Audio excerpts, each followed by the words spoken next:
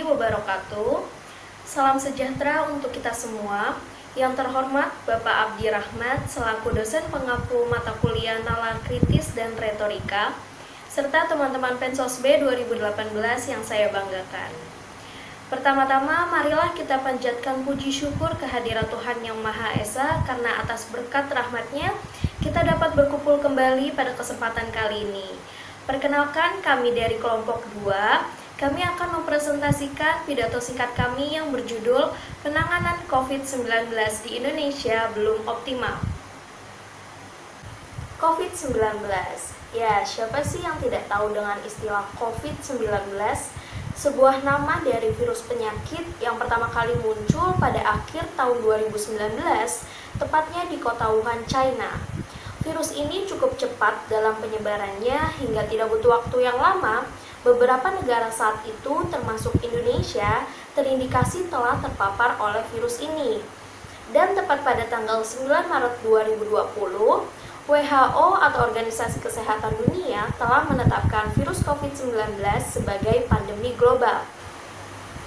Hadirnya pandemi COVID-19 di Indonesia telah berhasil menimbulkan kepanikan masyarakat serta perubahan pada aspek kehidupan manusia.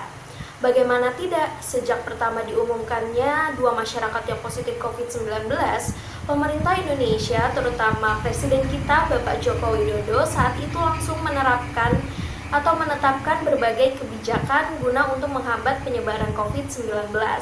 Kebijakan tersebut atau kebijakan yang pertama kali diterapkan oleh pemerintah kita dinamakan dengan PSBB, Pembatasan Sosial Berskala Besar. Di dalam kebijakan tersebut, berisi diantaranya penganjuran kepada masyarakat untuk tetap diam di rumah dengan didukung oleh penutupan tempat-tempat kegiatan umum seperti sekolah, tempat ibadah, tempat kerja, dan masih ada lainnya. Dalam penerapan PSBB di Jakarta sendiri, mulai dari tahap 1 hingga tahap 2, terlihat bahwa terjadi penurunan yang cukup signifikan, di mana terlihat di grafik bahwa angka RT atau angka penularan virus COVID-19 di Jakarta benar-benar mengalami penurunan yang stabil dan terindikasi nilai sebesar 0,99 pada akhir Mei hingga Juni, yang artinya bahwa nilai tersebut menunjukkan sudah tidak ada lagi sebuah penularan terhadap pasien COVID-19 kepada orang lain.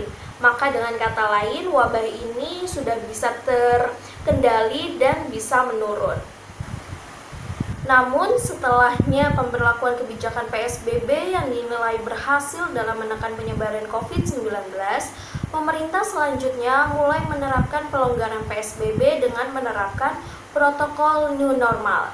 Kebijakan new normal sendiri merupakan perubahan perilaku untuk tetap menjalankan aktivitas normal, namun ditambah dengan penerapan protokol kesehatan guna mencegah terjadinya penularan COVID-19.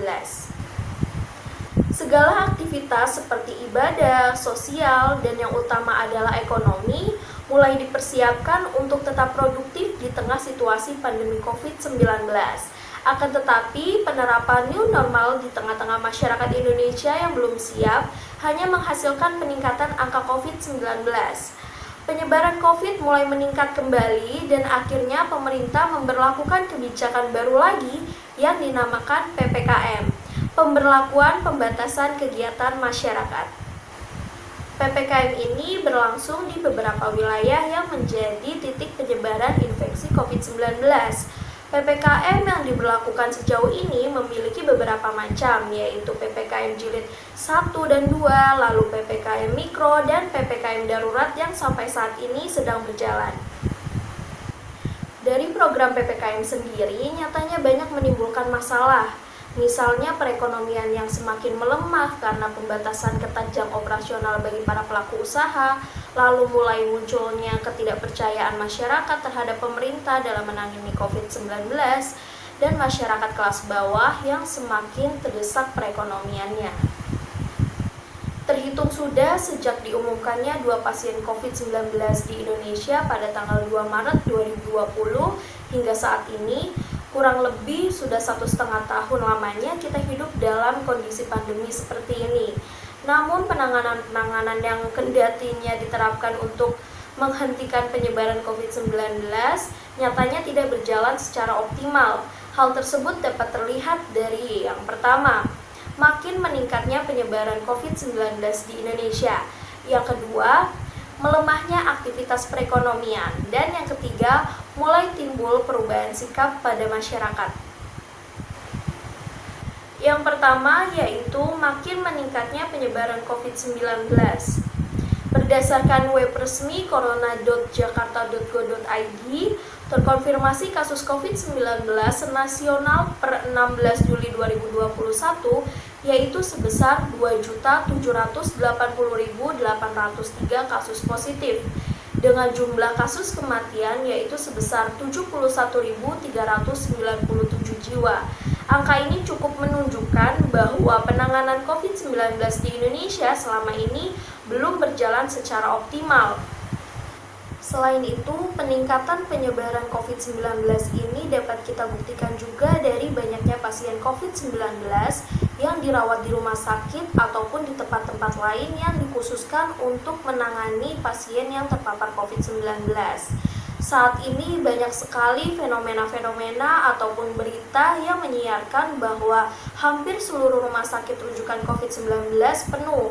Bahkan tidak sedikit pula kita melihat pasien COVID-19 yang terpaksa dirawat di koridor-koridor rumah sakit. Dan bahkan beberapa rumah sakit juga terpaksa untuk membangun sebuah tenda yang digunakan untuk menampung pasien yang terpapar COVID-19 yang tidak kebagian kamar. Fenomena-fenomena seperti ini banyak terjadi khususnya di daerah-daerah yang memiliki angka penyebaran COVID tertinggi, misalnya di Jakarta, Bekasi, dan Kudus. Selanjutnya, peningkatan penyebaran COVID-19 di Indonesia juga ditandai dengan kelangkaan obat-obatan khusus yang digunakan untuk terapi pasien COVID-19. Tingginya permintaan obat di tengah pandemi membuat masyarakat kesulitan mendapatkan obat-obatan jenis tertentu, misalnya seperti oseltamivir dan azitromisin.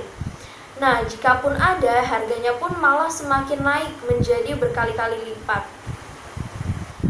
Kelangkaan obat-obatan yang terjadi di beberapa wilayah di Indonesia ternyata juga diakibatkan dari adanya penyelundupan yang dilakukan oleh oknum-oknum nakal yang ingin mencari keuntungan. Misalnya yang belum lama ini terjadi di wilayah Jakarta Barat, di mana polisi menemukan sebuah ruko yang terindikasi telah melakukan penyelundupan obat-obatan, salah satunya adalah obat jenis azitromisin sebanyak 730 box. Pelaku juga diduga telah berupaya memainkan harga obat demi meraup keuntungan. Baik, selanjutnya kita menuju ke aspek perekonomian, di mana kita melihat melemahnya aktivitas perekonomian di masyarakat. Hal ini dapat kita lihat dari penurunan omset di sektor pariwisata. Sektor pariwisata menjadi salah satu yang paling terdampak dari adanya program penanganan COVID-19 di Indonesia. Salah satunya adalah program PPKM. Pasalnya, program PPKM yang diterapkan oleh pemerintah ini memberikan batasan yang ketat terkait dengan jam operasional dan juga penerapan kebijakan larangan keluar rumah, sehingga hal ini mematikan aktivitas perekonomian masyarakat. Hal ini juga dapat dilihat dari tingkat keterisian hotel-hotel yang berada di wilayah PPKM. Salah satunya adalah wilayah di Bali. Di Bali, hotel mengalami kerugian yang cukup besar, di mana hotel ini tidak bisa survive atau tidak bisa selamat. Pun apabila hotel ingin selamat, maka mereka harus memenuhi 40% tingkat hunian di dalam hotel tersebut. Hal ini diungkapkan oleh Wakil Ketua Perhimpunan Hotel dan Restoran di Bali, yaitu I Gusti Ngurah Agung Rai Suryawijaya. Dan kita melihat sementara hunian di Bali hanya terisi 1-9%. Begitu pula dengan apa yang terjadi di sektor pariwisata Yogyakarta yang mengalami kerugian hingga 60-75% sejak pandemi. Nah, mereka bergantung kepada wisatawan yang berkunjung di wilayah tersebut. Namun, dengan adanya penerapan kebijakan PPKM ini yang sangat ketat, membuat pelaku usaha di sektor pariwisata sulit untuk survive. Karena tidak ada wisatawan ataupun pengunjung yang datang, sehingga mereka lebih memilih untuk menutup kios-kios dan berganti usaha. Walaupun mereka nantinya lebih memilih tetap berdagang atau melakukan usaha di sektor tersebut, maka mereka akan mengalami kerugian. Kedua adalah penurunan penghasilan UMKM, di mana UMKM pada masa pandemi menjadi perhatian yang cukup signifikan. Penerapan PPKM di Indonesia tidak dibarengi dengan kesiapan bantuan oleh pemerintah, di mana para pelaku usaha UMKM ini mengklaim bahwa adanya program PPKM atau program penanganan COVID-19 di Indonesia ini membuat mereka mengalami penurunan penghasilan. Hal ini dikarenakan adanya pembatasan terkait dengan jam operasional. Selain itu juga adanya pembatasan pengunjung juga menjadi persoalan yang akhirnya meresahkan pelaku usaha UMKM. Dengan adanya pembatasan dalam rangka penanganan COVID-19 di Indonesia ini memberikan masalah baru kepada pelaku usaha. Pasalnya dengan kebijakan ini diproyeksikan omset mereka akan turun sebesar 50-60%. Dan para pekerja akan semakin banyak yang dirumahkan. Hal ini disampaikan oleh Ketua Umum Akumindo, Iksan Ingratubun kepada katadata.co.id, dan dengan adanya penurunan tersebut memperlihatkan adanya penurunan atau melemahnya aktivitas perekonomian di Indonesia. Yang ketiga adalah meningkatnya pengangguran. Berdasarkan data BPS, pada periode Agustus 2020, jumlah angka pengangguran meningkat sebesar 2,67 juta orang. Dengan demikian, jumlah angkatan kerja di Indonesia yang menganggur menjadi sebesar 9,77 juta orang, hampir 10 juta. Pandemi COVID-19 ini menyebabkan tingkat pengangguran terbuka atau TPT yang berhasil ditekan di angka 5,23% menjadi meningkat sebesar 7,07%. Penduduk yang bekerja pada periode Agustus 2020 sebanyak 128,45 juta orang, atau menurun sebanyak 0,31 juta orang dibandingkan pada periode Agustus 2019. Di sisi lain, terjadi penurunan jumlah pekerja penuh sebanyak 9,46 juta pekerja. Nah, sementara itu terjadi peningkatan jumlah pekerja paruh waktu atau setengah menganggur sebesar 4,83 juta orang. Secara keseluruhan, jumlah pekerja yang terdampak pandemi berdasarkan data BPS mencapai 29,12 juta orang. Angka tersebut setara dengan 14,28% dari keseluruhan populasi penduduk usia kerja yang mencapai 203,97 juta orang. Nah, dari angka tersebut rinciannya adalah ada sebesar 2,56 juta pengangguran karena COVID-19, 0,76 juta orang bukan angkatan kerja karena COVID-19, sementara tidak bekerja karena COVID-19 sebesar 1,77 juta orang, dan yang bekerja dengan mengalami pengurangan jam sebanyak 24,0,3 juta orang. Selanjutnya kita masuk ke aspek sosial dari penanganan COVID-19 di Indonesia yang belum optimal, di mana kita melihat adanya perubahan sikap masyarakat. Hal ini terlihat dari ketidakpercayaan masyarakat terhadap pemerintah. Penanganan COVID-19 yang tak kunjung memberikan hasil positif membuat masyarakat semakin geram. Pasalnya program-program baru yang dicanangkan oleh pemerintah guna mengurangi laju COVID-19, namun hasilnya justru sebaliknya. Hal ini diperparah dengan adanya program PPKM, vaksinasi, tes swab, dan lain sebagainya. Dengan adanya PPKM, membuat masyarakat ini menjadi semakin sulit untuk mendapatkan penghasilan dan semakin terpuruk di masa pandemi. Pemerintah melalui kebijakan-kebijakan yang membingungkan terkait dengan penanganan pandemi yang tak kunjung usai ini mengurangi kepercayaan masyarakat kepada pemerintah. Bukan hanya ketidakpercayaan dalam menangani COVID-19 di Indonesia, tetapi juga dalam hal penentuan kebijakan politik di masa pandemi yang membuat masyarakat geram. Misalnya seperti adanya pelemahan KPK, kemudian adanya pilkada, dan lain sebagainya. Pasalnya, masyarakat dilarang untuk berkerumun dalam segala kegiatan, bahkan di dalam peribadahannya. Namun, ketika ada pilkada yang berhubungan dengan politik di Indonesia, justru pemerintah memperbolehkan masyarakat untuk menghadiri perkumpulan tersebut. Yang kedua, dapat kita lihat adanya konflik horizontal non-realistis. Adanya konflik ini disebabkan oleh perbedaan atau benturan rasionalisasi antara kedua belah pihak. Dan yang sering terjadi selama masa PPKM darurat ini adalah konflik antara aparat dengan masyarakat, khususnya masyarakat pedagang. Para pedagang seringkali melanggar jam operasional yang telah ditetapkan. Lalu aparat dengan tugas dan wewenangnya yang berasal dari atasannya berusaha untuk menertibkan dan mendisiplinkan kembali program PPKM darurat yang berada di Indonesia. Di sini kita melihat adanya benturan rasionalisasi.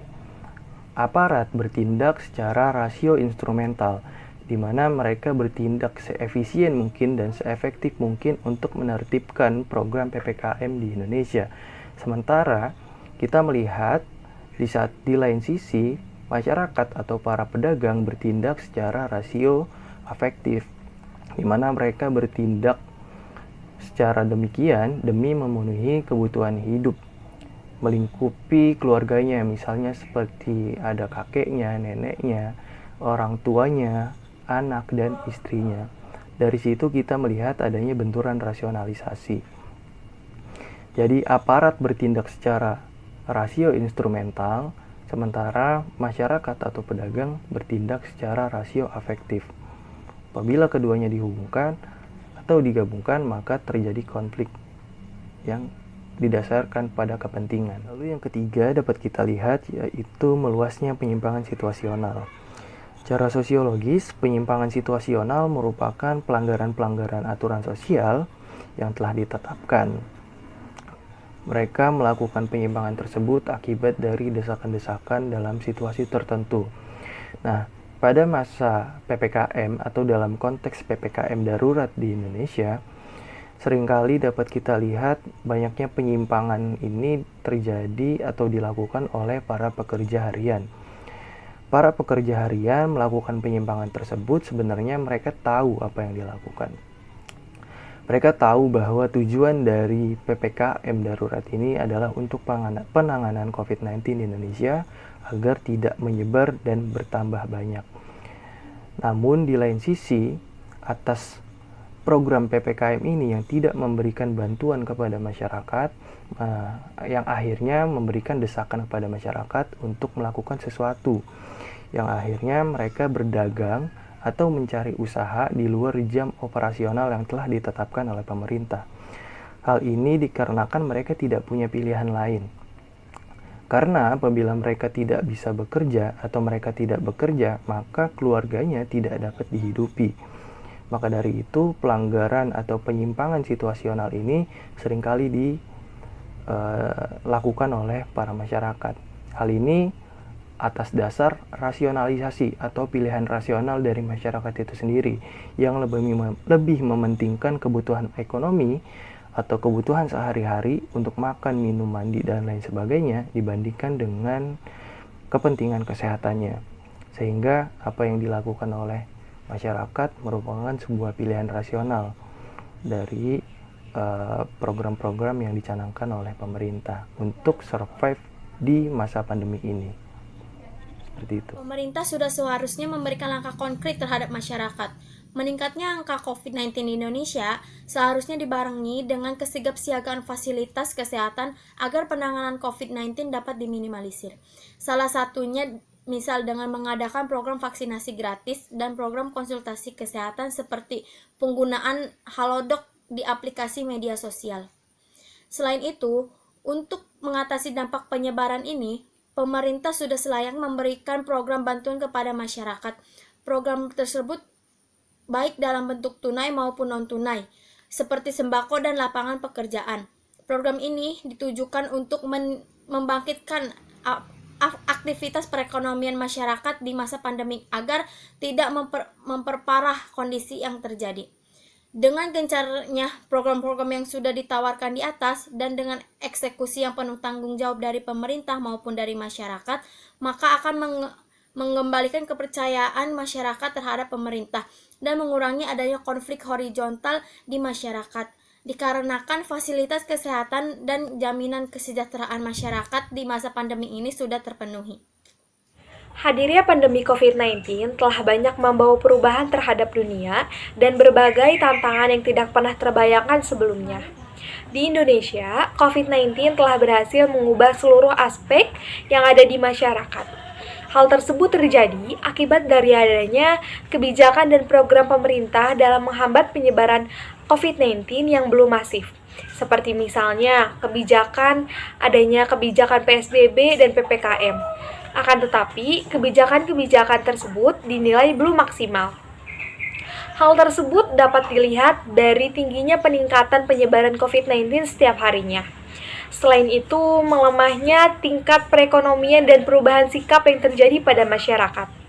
Beberapa upaya perbaikan dapat teratasi apabila pemerintah bisa lebih gencar dalam memperkuat dan menerapkan berbagai penanganan yang efektif dalam mencegah dan menghambat penyebaran COVID-19. Terima kasih.